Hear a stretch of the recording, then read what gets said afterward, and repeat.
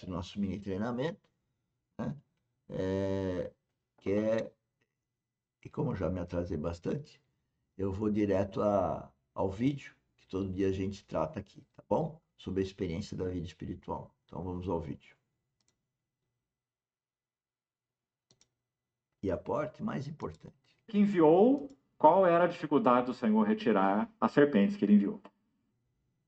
A situação, o Senhor enviou ao povo, como juízo, serpentes abrasadoras, que picavam o povo e vários morreram.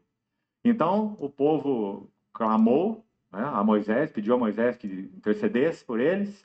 Moisés orou ao Senhor, e o Senhor tomou uma atitude que é extremamente interessante. Porque se foi ele que enviou, qual era a dificuldade do Senhor retirar as serpentes que ele enviou? Nenhuma. Mas ele não fez isso. O que ele fez?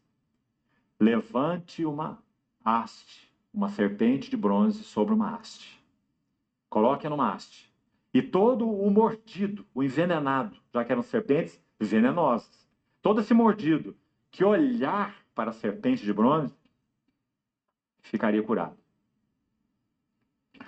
Não retirou as serpentes. Proveu uma serpente de bronze.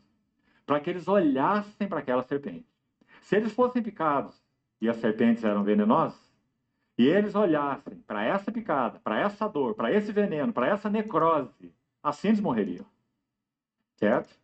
Estariam olhando para si próprios e para o que aquela serpente causou. Mas se eles olhassem para a provisão de Deus, a serpente de bronze, aquele veneno não teria nenhum efeito nele. Nosso Senhor vai usar essa figura para falar de fé. Assim como Moisés levantou a serpente no deserto, importa que o Filho do Homem seja levantado, para que todo que nele crê tenha vida eterna. Não é maravilhoso, amados irmãos? Então, o que é fé? É olhar para si? É se auto-investigar? É medir a temperatura espiritual? É saber o quanto você está se tornando mais santo? Crescendo? Quanto mais de Cristo está sendo formado em você? Que o Senhor nos ajude, irmãos. Fé é olhar para Ele. Olhando firmemente para Jesus, o autor e consumador da fé, que em troca da alegria que lhe estava proposta, suportou a cruz e não fez caso da vergonha. De novo, olhe a vida da fé do nosso amado Senhor.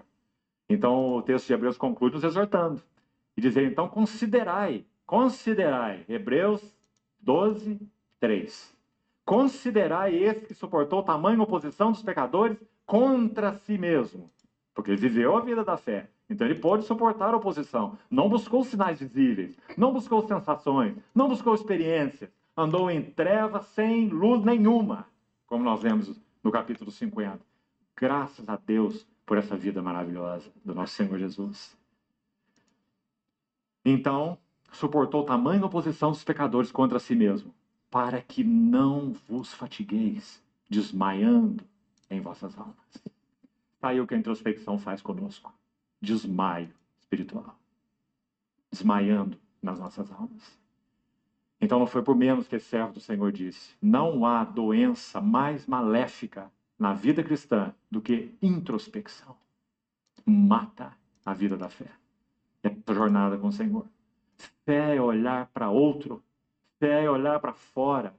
Quanto mais da beleza de Cristo vemos, mais nós vemos aquilo que é necessário ver sobre nós.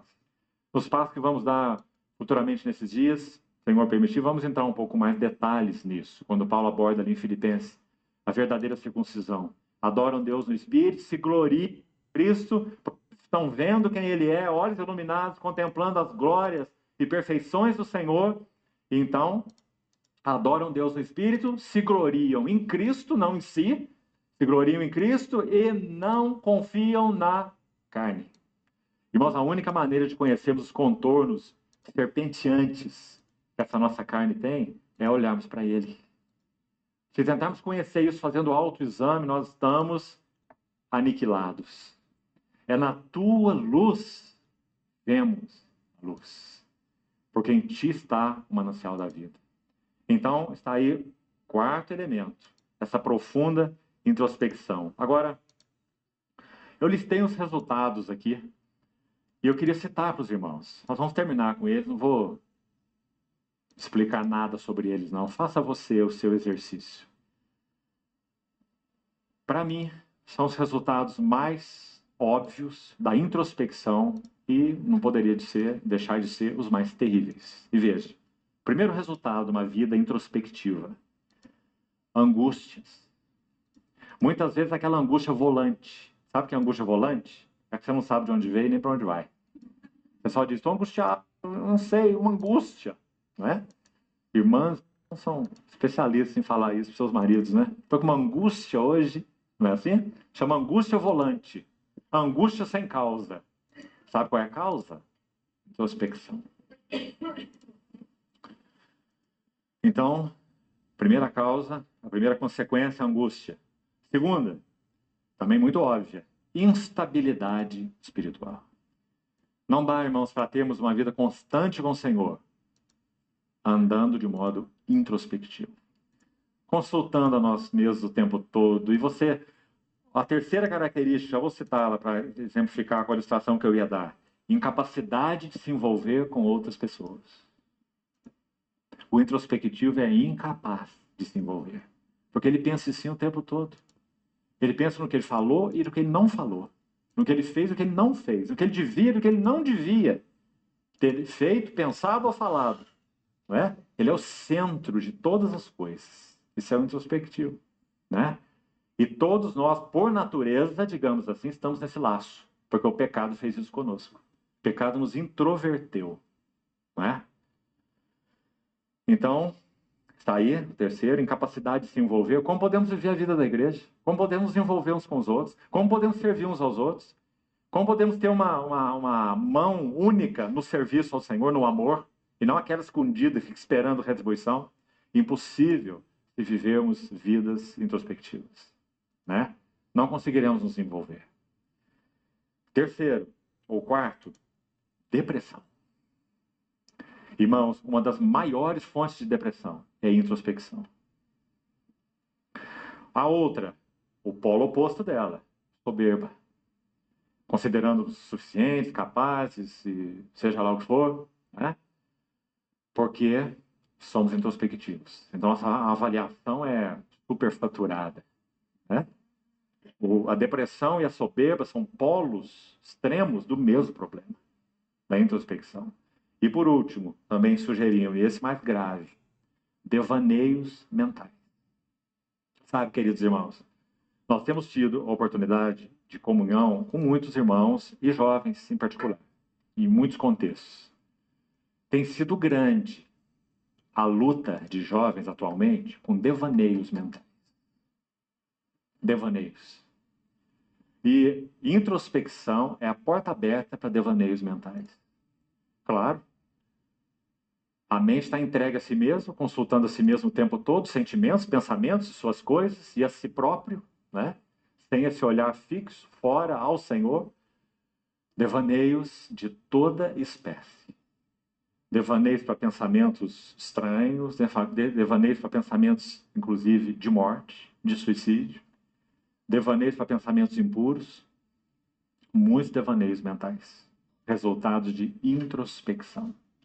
Enfim, concluindo, o grande ganho, o triunfo do inimigo no Éden foi exatamente retirar o homem do senso, da comunhão, do jardim, da presença de Deus, Gênesis 3, e voltar o homem para dentro de si mesmo. Sereis como Deus conhecedores. Introversão, introspecção.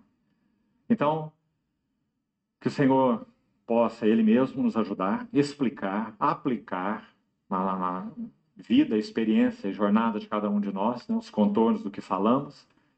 E amanhã, se o Senhor permitir, nós vamos para a Epístola aos Filipenses. E vamos buscar estudar aquela epístola no contexto. Bom, senhores, é isso por hoje. Eu vou voltar até aqui para estudar um pouco mais o que ele falou hoje. Hoje nós nos perdemos muito aí no tempo e atravessamos o tempo em cada modo. Né? Levamos quase 40 minutos hoje no lugar de 30. Né? E eu peço para vocês ouvirem, irem lá no Está aqui no D719, playlist lá em cima. E ouçam esses vídeos como eu ouço toda hora, que é a única forma da gente ficar olhando para Cristo e ter Ele como um fato a ser perseguido cotidianamente, né? E através da orientação do Espírito Santo. E com isso, automaticamente, nós vamos forjar Cristo em nós. Tá bom? Então, um bom dia para vocês. Tchau, tchau.